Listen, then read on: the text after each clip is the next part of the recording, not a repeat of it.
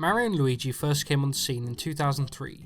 Developed by Alpha Dream, this Game Boy Advance game boasted one of the most unique and interesting turn-based RPG systems ever. A fun and funny take on the Mario universe, and some of the most satisfying gameplay in and outside of battles. The sequel, Partners in Time, boasted dual screen controls and added in the baby versions of the Bros to another funny adventure involving time travel and aliens. Inside Story had more funny character moments, but was going in the direction of some 2D segments where the Bros had to do things inside Bowser's body to get him to progress the real story in the world. Which was certainly funny and had some cool set pieces, but generally I wasn't as much of a fan of as the previous games. Dream Team Bros was so forgettable that I had to rewatch videos to remember certain areas and events. Focused more on the puzzle solving aspects inside Luigi's dreams, a bit like inside of Bowser's body in Inside Story. Ultimately it resulted in a less interesting and less funny game overall. It had way too many tutorials that dragged out for too long dull segments where the control was wrested from the player's hands, generally on a downward slope. Paper Jam Bros I didn't even bother playing because I heard it was even worse than the last game. Recycling standard content, having lots of Toads as NPCs, etc. Generally didn't do anything to improve the series again. Alpha Dream rather sadly declared bankruptcy in 2019, citing low revenue and high production costs, where the last two games they published were quite bizarrely, if I may say so, remakes of Superstar Saga and Bowser's Inside Story on the 3DS towards the end of its console shelf life, while the Switch was making complete bank elsewhere. Although, perhaps for the best maybe, as I feel the series certainly peaked with Partners in Time, with each game since becoming more and more tedious. So, how would I improve the series? Well, as it seems to be a theme with all of the games that I have done so far, maybe I should do a non-Nintendo series at some point. I would put this on the Switch, with the theme of the game being about reconciling differences. The name, Mario and Luigi Best Memories, or Enememories, like enemy memories, get it? The main gameplay. The standard battle gameplay is so good that I genuinely made a nearly 20-minute long video on why everything about it is excellent. The engagement of the player interaction per minute, the fact that it asks you to pay attention and rewards skill in each battle, the fact that the battle moves and gameplay elements are fluidly used between battle and overworld gameplay in a very natural way for very good progression. This was only improved further with Partners in Time having the younger selves take up the X and Y buttons. This also doesn't get too complicated with the walking around being limited to still only 2 characters, with the Bros carrying their younger selves, and when you use the babies, they separate from the Bros to become 2 controllable pairings. I love the simplicity and the execution of the babies in Partners in Time, so I will turn this up to 11, and instead of having Baby Mario and Baby Luigi, I would like it to be Wario and Waluigi. Have some way in which they are fused together, but with the ability to separate into the Bros and what I will call the not-sos. This could lead to very interesting battle mechanics on both the battles and the overworld exploration. Also, another thing I would somehow implement is to make the fusions, i.e. who is linked to who, be quite fluid. So you could have Mario with Waluigi as a pair, or Wario with Luigi, Wario, Waluigi, whatever you want. There should only be 2 characters on screen at once, as jumping over obstacles with 4 characters would be quite tedious. The problem is it could get quite confusing and difficult to sort, since with Mario and Luigi you have the jump, hammer and hands being limited to the L button, and the R button switches the Bro order, and obviously everything else is linked to A and B.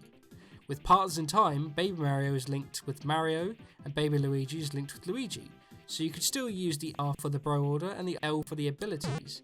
Since they get split into another pair that follows the order of the previous Bros, it becomes very intuitive to control. The babies inherited the hammer and the drill abilities from the Bros, from Superstar Saga, with the Bros being upgraded to have the roll and spin abilities themselves.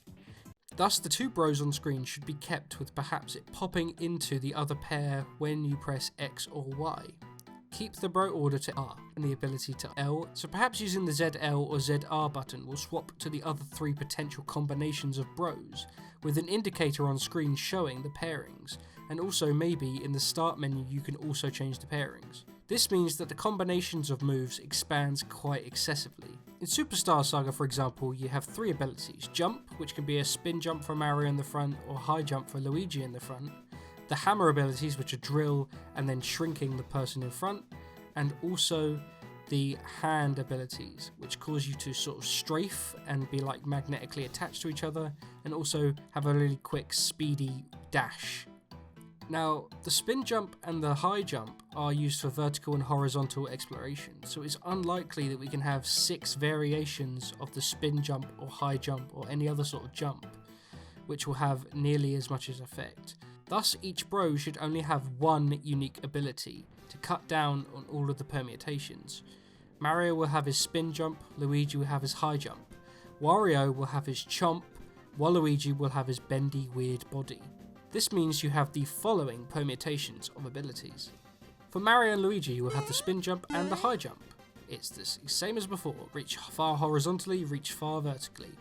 For Mario and Wario, you will have the spin drill, where Mario jumps inside Wario's mouth and spins him into the ground, essentially operating as the drill upgrade from previous games. And also speed chomp, where Wario bites Mario's ass and becomes like the fire hand power, and it speeds Mario up. With Mario and Waluigi, you'll have the Waluigi fold, where you can flatten Waluigi so he can fit through bars and other things. Fold Waluigi in some sort of shield or armour so that you could block incoming projectiles or maybe even like avoid like high gusts of wind. Luigi and Wario would have the strafe chomp. Wario bites Luigi's ass and it becomes like the electric hand power upgrade. And fart explosion, where Luigi jumps on Wario's head, causing a large fart with weird properties that can maybe blow things away with a gust of wind, power, fans, etc. Or, you know, it's a fart, whatever you want. With Luigi and Waluigi, we can have the flatten Waluigi. Waluigi gets flattened into a pancake to fit under small holes. And the bend ball comes back from Partners in Time. Waluigi and Luigi will form a ball that can climb over steep inclines and power treadmills. And Wario and Waluigi will have the Waluigi stretch, where Wario will grab Waluigi and use him like a whip to hit switches in far off places. And Tall Wario, where Waluigi climbs inside of Wario's mouth and like grows the pairing to become like a tall, strong amalgamation of the both that can break boulders. The story and setting. This may be a good time to move on to the setting for the game, to tie it into the theme. This game's certainly going to be set in the Mushroom Kingdom. The premise being that some memories in the land have been taken by some big bad to do some big bad thing. This can only be solved by Mario and Luigi, who have some magical device that lets them get through strong memories to claim the memory stars or whatever, I don't know. There is some curse placed on people who have unpleasant memories together to fuse them in some way, which is the premise behind Mario, Luigi, Wario and Waluigi being drawn into the quest together. Perhaps Wario and Waluigi were up to no good in the castle while this all unfurled. This would also humorously lead to Peach and Bowser being linked together, where you can have small side chapters to further the plot between the two of them that slowly affects the main story at the end of the game, when they all inevitably meet up. There are a few good things you could do with memories with Peach and Bowser. Perhaps Bowser loses his memories and has to confront all the bad things he's done with Peach. You could go into the memories that led to Bowser's obsession with Peach, maybe even the unreliable narrator of memories for each person. Lots of humour and introspection to be had. The main setting of the land is to explore the classic Mushroom Kingdom locales, and to go into distorted memories and defeat the boss in them to unlock a power that grants you access to a new area. But the catch is that most of these memories are tied to something to do with a character in the bro or not-sos and a relationship with another character. I have a couple of ideas for areas and settings, but I do generally want to avoid nostalgia and fan service in favour of fun new ideas, but these ideas that I've put forward are actually quite nostalgic based, but I think they would actually benefit the theme of reflecting on past arguments and relationships, etc. These are places where you can have the rivalry and dynamics of the enemies on display, where there is obviously lots of opportunities for humour, but also you get to go through fun battles and confrontations. The chapters are generally structured in this way, in that you have puzzles on a location in order to get the source of the memory, the distorted memory part, and then the boss. So here are a couple of ideas. Urban jungle. This area will be quite fun in that you'll start in a jungle area with lots of totems and Aztec sorts of traps, and then you'll use the barrels from Donkey Kong Country to climb higher and higher up the structure, with more and more enemies going from like native Shy Guys or Kremlings to more industrial workers and metal-based enemies as you reach the top of an Aztec skyscraper. The memory distorts as you meet maybe a grown-up Donkey Kong Jr., and you have the fun aspect of addressing the events of Donkey Kong 3. Mario will learn perhaps one of the bro jumps or something and then fight a distorted version of Mario who has Cranky Kong in a cage. I don't know, I find that funny. The Sports Arena, a sort of homage to the general sports spin-offs of the Mario series, so plenty of jokes and material there to lampoon. The layout and puzzles could be based on fixing up a Mario Kart, or even split into small segments where the bro powers are used to overcome the sports in a small minigame-like structure. Luigi's high jump in a hoops arena, Mario using Waluigi to hit baseballs in a sluggers-like arena. Tall Wario smashes golf balls into like a toadstool tour area. Then ultimately culminating in Luigi and Waluigi learning the drill and bro ball skills to beat a Mario tennis area. The distorted memory will start in the tennis area, which will have flashes to bad memories between Luigi and Waluigi, maybe about Luigi overshadowing Waluigi's first appearance, or something to do with Mario Tennis. The enemies could be sports versions of Goombas, Koopa Troopas, Shy Guys, etc. And finally, the final boss being some sort of distorted version of Luigi with a tennis racket. This area could be quite a good breakup of standard chapter affair, as it's more quirky with minigames instead of standard puzzle battle format. The Monochrome Castle, an homage to the Mario Land games. You get more cool references to lesser known enemies and areas from the Game Boy games. Not really any ideas about the gimmicks or puzzles from this, but there's a heck of a lot of weird things in those games, so I mean, whatever, go to space. The end of the chapter will have Mario and Wario's first confrontation, with the boss being a distorted version of Wario as Tatanga. The other 5 areas shouldn't just be old references, those were the only ones that came to mind purely because they're the notable areas from which conflicts between characters originated from. Obviously have others centered around maybe Mario and Waluigi, Waluigi and Wario, Wario, Luigi, etc. And maybe an area that's focused on Luigi with the Luigi's Mansion as the theme of the area. For the relationship of Wario and Luigi, you could even have Wario was too cheap and skipped out on the bill for Luigi's new hotel after Luigi's Mansion. Mario and Waluigi, maybe Mario didn't treat Waluigi with the respect as a villain as he truly deserved, and that caused Waluigi to do something a bit nasty with bombs. I mean, there's lots of stuff with Mario overshadowing Luigi anyway, so you could do stuff there. Maybe the fact that Wario's been degrading Waluigi the whole time and not really giving him any chance to shine on his own. All of these could be interesting places to explore as bad memories. Some of my ideas for the newer areas involve a blooper and cheap underwater kingdom, which is basically sushi and seafood themed. I kinda just want a king blooper and a headband holding knives, or some sort of fish and chips enemy really. An office themed level with Goombas everywhere, purely as I like the idea of a lot of faceless office workers as Goombas, with the king Goomba being actually CEO Goomba. Tick-tock clock, a good place for time travel themed back and forth between the past and the present. All of the enemies are scientist or weird steampunk style enemies. The confronting of memories would be a good reason to learn bro moves together and improve player abilities.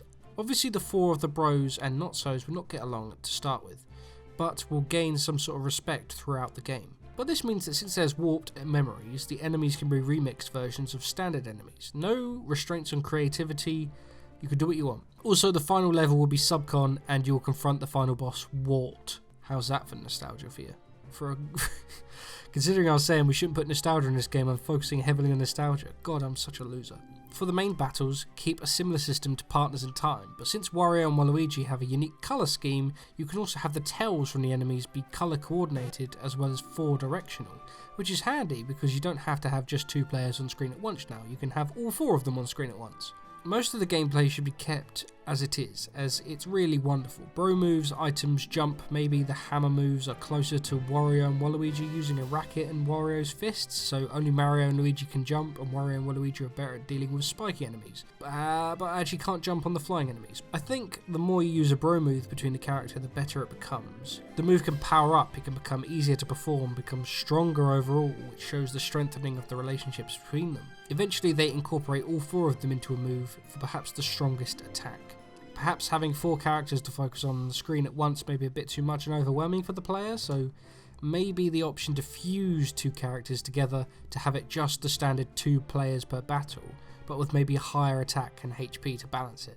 The growth in respect and relationship should be shown in battle as well as story, with the jumps being limited to maybe 1 extra if you hit the button at the right time, with awkward animations between the characters.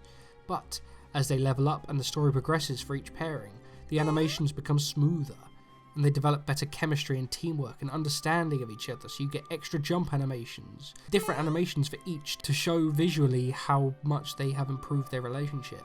This goes without saying that the bro moves will also change how the animations of the characters look with the experience they get, from awkward mistimed accidents and unhappy looks to each other to fluid teamwork and happy smiling faces with a thumbs up. Bowser and Peach could maybe reach an understanding, but Bowser was kind of too dumb to act on it, and end with Peach sending Bowser a cake maybe. As it's obvious they cannot reconcile the differences or no more Mario games will exist, so perhaps show the contrast in methods of dealing with negative emotions. And it should finally end with all of the characters on screen together having a nice game of Mario Tennis. A theme of reconciling relationships, an upgraded version of Partners in Time's combat, the addition of Wario and Waluigi in battle, and that is how I would improve the Mario and Luigi series.